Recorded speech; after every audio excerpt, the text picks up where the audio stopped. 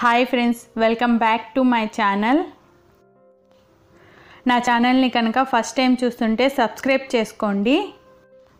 పక్కనే ఉన్న బెల్ ఐకాన్ని ట్యాప్ చేయండి. 3 ఆప్షన్స్ వస్తాయి. దానిలో ఆల్ క్లిక్ చేస్తే నా ప్రతి వీడియో నోటిఫికేషన్స్ మీకు వస్తుంది.